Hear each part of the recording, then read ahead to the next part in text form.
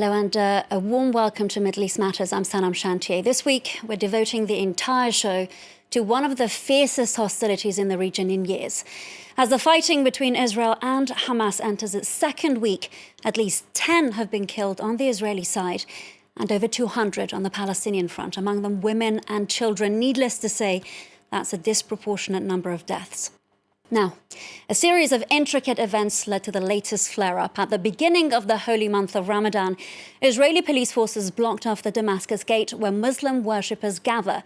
This period coincided with Jerusalem Day, which controversially marks the anniversary of Israel taking control of the Temple Mount compound. We also witnessed the attempted eviction of several Palestinian families in the East Jerusalem neighborhood of Sheikh Jarrah in favor of Jewish settlers. Clashes broke out. Then came the rockets from Hamas and Israeli airstrikes. Now, throughout the programme, I'll be joined by John Lyndon, who's the Executive Director of Alliance for Middle East Peace, ALMEP. That's a coalition of over 125 organisations working to foster peace between the two sides. Let's now take a moment to listen to testimonies from young Israelis and Palestinians on the ground. I asked them how they feel now and if they have any hope for the future. I've seen entire families being wiped out of existence along with their houses. And I feel very angry because I could die myself any moment and I don't even have a single shelter to protect me. My children are afraid to go to the kindergarten and to play outside. The first night that the first alarm caught us, we were at our house, which doesn't have a shelter bomb.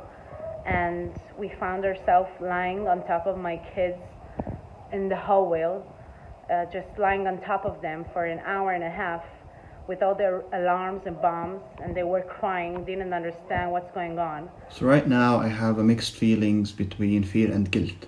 Fear of my own life, fear of my own family's lives, but also guilt due to the fact that I can only do so much for those suffering right in front of me. I believe that neither side can have any peace as long as Israel continue to build settlements, continue to confiscate land, to arbitrarily arrest individuals, to kill children, and to bomb cities. I am proud and frustrated. I am proud being part of a country that defends itself, a country that, if it's attacked, attacks back. I am also frustrated seeing these wars happen year after year, leading only to violence.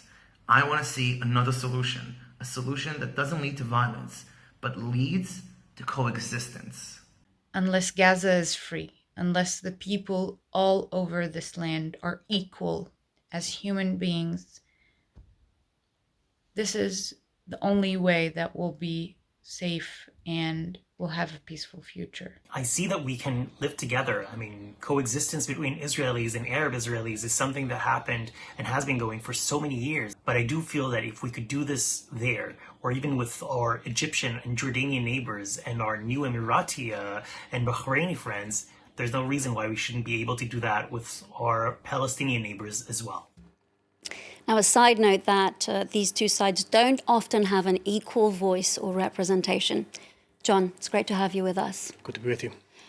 Really mixed messages of hope and despair in those messages that we just heard, in those testimonies.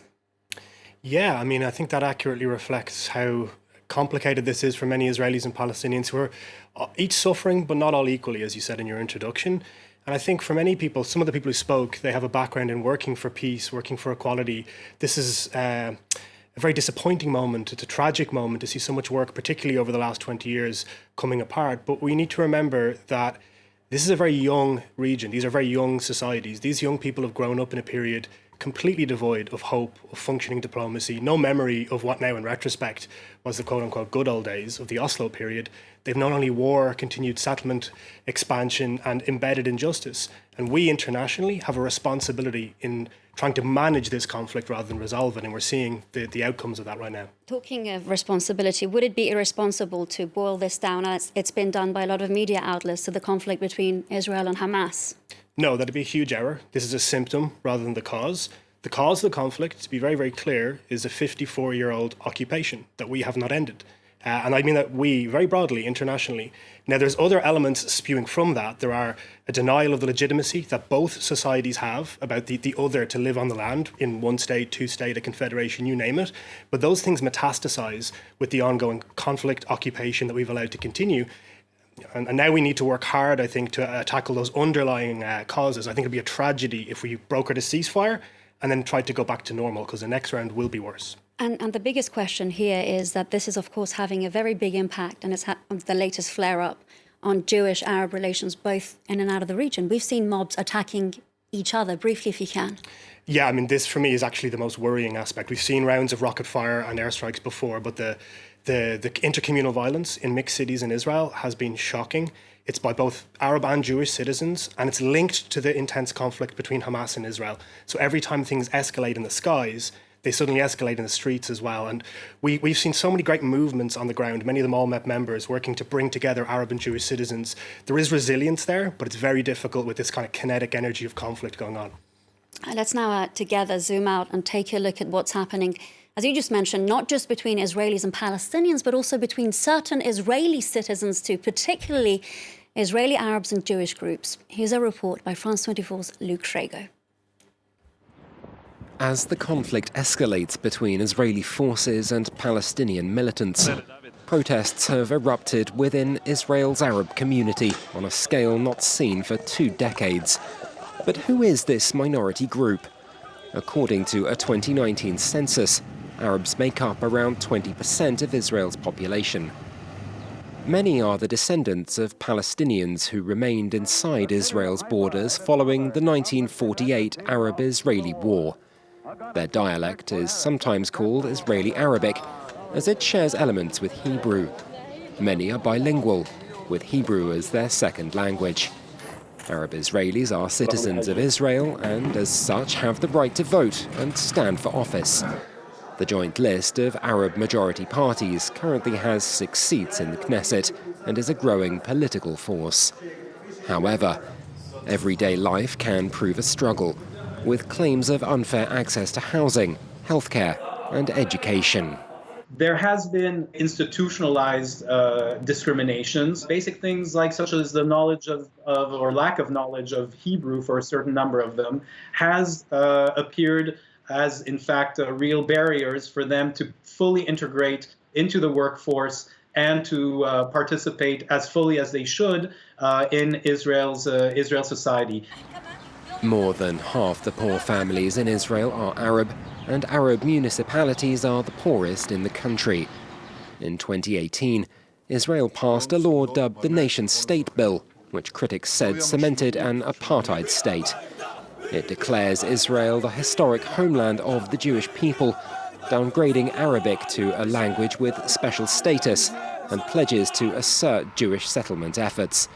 The cause of much of the ongoing tension. So, John, as we heard there, this is, of course, a people that's divided along ethnic, religious, and, of course, communal lines. So many layers of division.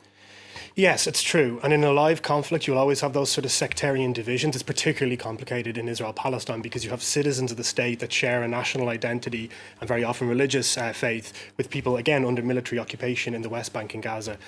So it's complex for those Arab or Palestinian citizens. But again, there are, I don't want to sound Pollyannish about this, but there's real civil society capacity here in that particular sphere, in the shared communities that are amongst Arab and Jewish cities, and those shared, Arab and Jewish citizens rather, in those shared cities. And I think we saw terrible violence in October 2000 at the onset of the Second Intifada. What's different now is this mushrooming of civil society organizations out on the streets, maybe 60, 70 demonstrations in every shared city in Israel in the past week, Jews and Arabs together, where they're not being broken down by that confessional or sectarian identity you just mentioned. They're together shoulder to shoulder saying, end the occupation, bring about peace and equality for all citizens. There's reason for hope there. You are depicting a hopeful picture there, but we can't deny what's happening on the ground. Is there to that a diplomatic, a political solution, given that the US has pumped even more money into arms sales when it comes to Israel? Well, that's the frustration, because we have not pumped money into these movements, into civil society. We know in other successfully resolved conflicts, I mean, in Northern Ireland, we saw over $1.5 billion invested 12 years before a peace agreement to really shape those organizations, leaders and movements that could transform the politics. My worry is we now have an elite diplomatic process that comes after this when the populations aren't ready, and that will repeat the same errors of the past. We need to chew gum and walk. We need to really focus on fixing those underlying issues and working toward a just and equitable peace deal, but at the same time empower and radically fund grassroots, bottom-up movements that won't only strengthen the hand of the diplomats, they will transform the politicians and the political incentives that they respond to. At the moment, no Israeli or Palestinian leader is incentivized by their citizens to move toward peace. Until that changes, we are going to see the repetition of this dynamic right now, and it's possible to change it via civil society. You seem very hopeful there, John. I think some people watching may see a slightly different picture, and I don't mean to dampen your spirits there. But do you think, this notion that you have of civil society fostering peace, that's where we're looking at? So I spend all day speaking to these peace activists on both sides of the Green Line and seeing what they're doing, living amidst this violence, this injustice right now. So I don't have the ability to be cynical when I'm talking to them, working in much more difficult circumstances. But again, it's not about working for this kind of bottom-up grassroots change absent tackling the injustices and the realities we've been talking about. It's both at the same time. This is not Arabs and Jews, Israelis and Palestinians getting together to feel good. It's to disrupt the injustice, the military occupation, the ongoing conflict and the dehumanization. It has to be for that purpose, otherwise it won't work, and otherwise Israelis and Palestinians can't be convinced to join these movements. It has to be goal-determined. I think that's a really positive note to leave the programme on. John Lyndon of URMEP, thank you so much for being with us throughout the programme. Thank you, SANAM. And thank you for watching this special edition of Middle East Matters. Do stay tuned.